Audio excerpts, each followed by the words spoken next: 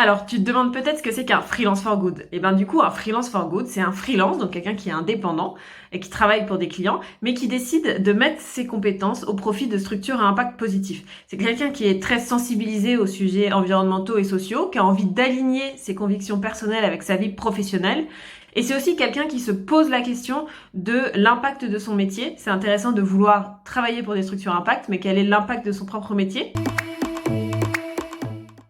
Pour décrire un peu l'ampleur du phénomène du freelance for good et du coup pour commencer par le freelance en France, déjà il faut savoir qu'en 2021, d'après une étude de Malte et BGC Consulting, il y avait 1,2 million de freelance. C'est une croissance d'ailleurs depuis 2019 de plus 92%. Il semblerait d'ailleurs que aux États-Unis, si on regarde outre-Atlantique, c'est déjà 36% de la population qui est à son compte. Et ce qu'on veut rappeler, c'est que dans les freelances que nous on accompagne et les freelances for good, donc ils sont souvent sur des métiers du numérique, de support, de développement, ils ont envie de gagner en liberté, de gagner en alignement, de pouvoir mieux choisir leurs clients. Et d'ailleurs, souvent on peut penser que la première raison pour se mettre en freelance, c'est l'argent.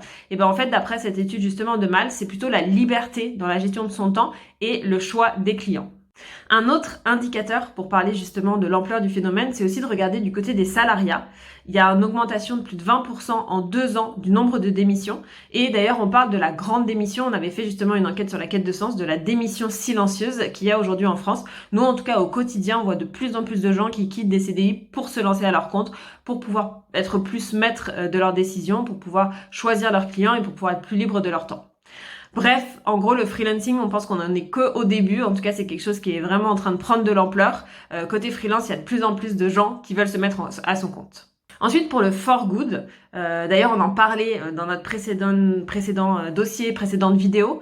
Justement, la quête de sens est de plus en plus présente aujourd'hui chez les individus en France. Aujourd'hui, 18% des Français aimeraient trouver du sens dans leur travail. Donc, qu'est-ce que ça veut dire le sens ? Je vous invite à regarder la vidéo justement précédente sur ce sujet. Mais donc, on voit les enjeux sociaux et environnementaux sont de plus en plus présents. Il y a de plus en plus d'informations sur ce sujet. Il y a de plus en plus de monde qui se sentent concernés. Et donc, il y a de plus en plus de gens qui se disent, bah voilà, je passe 80 000 heures de mon temps au travail. Comment je peux aussi apporter ma pierre à l'édifice ? Comment je peux me sentir alignée dans mon travail pour pouvoir me sentir utile et pour pouvoir avoir envie de me lever le matin au quotidien. Donc on voit aussi de plus en plus de gens qui sont dans cette quête de sens, donc aussi des freelances, et du coup c'est pour ça que le mouvement Freelance for Good prend de l'ampleur. Pourquoi justement freelance et impact font bon ménage? Pour plusieurs raisons. Déjà, le freelancing, c'est mettre ses compétences au profit de structures à impact. Donc, c'est utiliser des compétences qu'on a déjà. Et ce qui est intéressant dans le freelancing, c'est qu'on peut mixer, avoir différents types de clients. Donc, il y a des gens qui ont des clients type classique, qui étaient par exemple leur ancien employeur ou d'anciens clients en tant que freelance, et des clients à impact positif. On peut faire un mixte entre les deux. Ce qui est intéressant aussi quand on est freelance for good, c'est du côté des structures. Pour une structure, ça peut permettre d'avoir une certaine expertise avec un budget qui peut être souvent limité de la part de cette structure-là. Et le freelance peut répondre à cette équation, un peu à cette problématique qu'on retrouve souvent de comment avoir une seniorité tout en ayant un budget un peu limité. Nous, on a beaucoup de structures qui viennent nous voir et qui nous disent, bah voilà, je voulais recruter quelqu'un en CDI. Malheureusement, j'avais que des juniors qui postulaient par rapport au niveau que je pouvais proposer. Bah du coup, je prends un freelance 10 jours par mois. Ça rentre dans mon budget. Le freelance à côté, il a d'autres missions, donc lui aussi, il s'y retrouve. Et ça permet du coup d'avoir de l'expertise et en même temps de moins s'engager, d'être moins prise par peut-être le coût que pourrait avoir quelqu'un en interne. Donc c'est vraiment ça qui est intéressant. Et côté freelance, voilà, il a plusieurs missions. Il peut faire différentes choses. Nous, on a vraiment tout type de profil, des gens qui travaillent que pour des structures à impact, des gens qui font un mixte entre structure à impact, structure classique, des gens qui vont travailler plutôt dans des structures dites classiques, mais qui vont essayer de sensibiliser aux enjeux sociaux, environnementaux et au numérique responsable, à la communication responsable, à tous ces sujets-là. Donc voilà, il y a plein de manières d'être freelance for good, mais en tout cas, l'idée, c'est qu'on le voit bien quand les valeurs du freelance sont partagées avec les valeurs de la structure. En général, la collaboration est réussie et ça se passe super bien.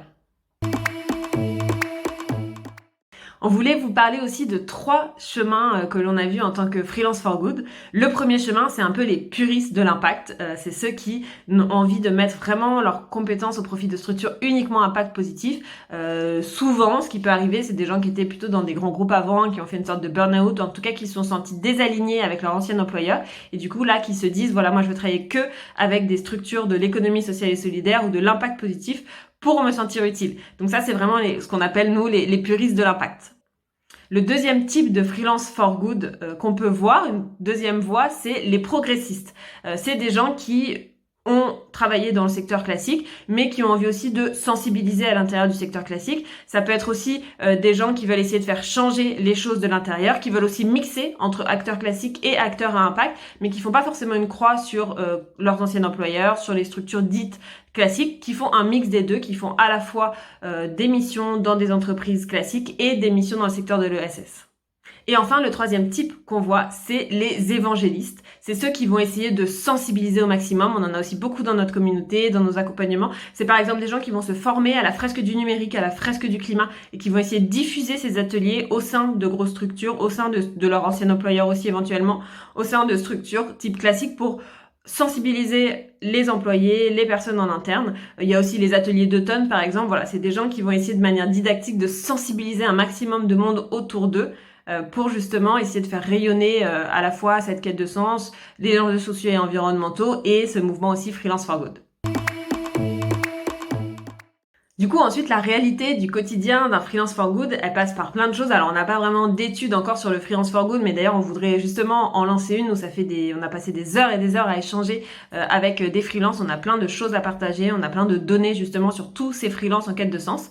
Mais du coup, voilà, pour toute personne qui se lance en tant que freelance for good, il y a bien sûr plein de chemins différents, il y a plein d'étapes successives, mais nous, voilà, on a défini en général un parcours qui se fait, qu'on trouve assez intéressant. Le premier, c'est de bien définir au départ son objectif, sa cible, sa proposition de valeur pour qu'elle soit alignée avec tes valeurs. On pense que l'impact, c'est assez subjectif, c'est tout un chacun qui doit définir quelle est sa définition de l'impact. Et puis aussi, on peut être animé par certains enjeux sociaux et environnementaux. Et donc, c'est intéressant d'aller se poser cette question-là pour essayer d'aller vers des enjeux justement qui t'animent, que tu trouves intéressants, qui sont en phase avec tes valeurs. Ensuite, l'idée, c'est d'adopter une vraie posture entrepreneuriale. C'est sûr que c'est plus facile de trouver des missions dans le secteur classique, mais dans le secteur de l'impact, il faut que tu aies une démarche un peu plus active pour justement aller comprendre les besoins de tes prochains clients, d'aller tester, d'aller rencontrer, d'aller développer ton réseau. On est beaucoup plus dans une démarche active de pro-entrepreneur que dans une démarche passive de je vais attendre de voir les missions qu'on me propose et je vais voir ce qui tombe. C'est vraiment l'idée d'aller chercher la mission qui te correspond. Donc du coup, l'idée, voilà, la troisième action, c'est aussi d'être un peu proactif pour construire justement ton réseau au service de ton objectif, de tes valeurs et de vers où tu as envie d'aller. Ensuite, c'est sûr qu'il faut faire preuve un peu de rigueur pour pas te cramer, de préserver ta propre écologie aussi. L'idée, c'est d'essayer de trouver cet équilibre de vie pro et de vie de perso, de trouver le rythme pour que tu continues à trouver des missions régulièrement, de pas forcément trop travailler. C'est un peu le risque aussi en freelance, c'est que on a envie de trouver des missions et du coup, on développe à fond son réseau. Puis parfois, ça peut arriver que, ce qui est une bonne nouvelle, mais on a plein de missions qui se retrouvent positives en même temps. Et du coup, on se retrouve un peu cramé. Donc, il faut prendre soin aussi de sa propre écologie, de son propre équilibre de vie. Ensuite, ce qu'on propose aussi, c'est d'être curieux justement sur le secteur de l'économie sociale et solidaire et aussi sur les enjeux socio-environnementaux, sur l'impact, de toujours se poser la question. Il y en a beaucoup qui parlent d'illégitimité quand ils sont freelance. On va pas forcément le voir comme quelque chose de négatif. Et du coup, ça vient aussi à l'autre point de soigner son syndrome de l'imposteur. En célébrant un peu ses victoires, même ses petites, de faire attention à pas se dire je n'ai pas ma place, j'ai jamais fait de bénévolat avant, j'ai jamais travaillé dans le secteur de l'ESS. On a tous sa place, on peut tous travailler dans un secteur qui nous parle, si on est curieux justement, si on va chercher des informations. Et puis enfin, c'est de s'entourer. Un des choses qui ressort le plus souvent en tant que freelance, c'est le sentiment d'isolement. Et donc pour ça, c'est vraiment de s'entourer de gens qui vous ressemblent, de s'entourer de freelances engagés comme vous, de s'entourer de votre réseau d'impact, de s'entourer de gens qui ont les mêmes sensibilités que vous. Une question qui revient extrêmement souvent aussi, c'est la question de l'argent. Est-ce que si je travaille dans le secteur de l'économie sociale et solidaire ou de l'impact, je vais forcément faire une croix sur mon TJM, sur mon niveau de vie, sur mon salaire? Alors l'idée, bien sûr, c'est que tu vas pas pouvoir gagner des 1000 et des 100, ça c'est sûr, mais il y a des budgets dans les structures de l'économie sociale et solidaire, et nous, on voit des freelances qui travaillent à temps plein dans ce secteur-là, qui ont à la fin du mois suffisamment pour vivre.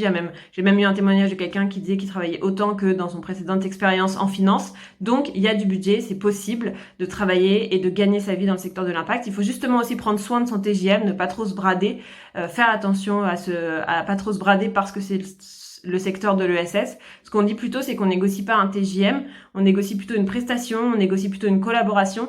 Et donc, c'est d'essayer aussi de prendre soin de ça. C'est pas parce que tu vas dans le secteur de l'impact qu'il faut forcément que tu te dis je vais pas pouvoir demander d'argent, ça va être compliqué d'en parler, c'est un sujet qui est tabou parce que c'est une cause utile. C'est pas un sujet qui est tabou, vous êtes dans une collaboration, vous avez un TJM, la structure de l'impact a un budget et donc c'est comment on fait au mieux pour trouver l'équilibre.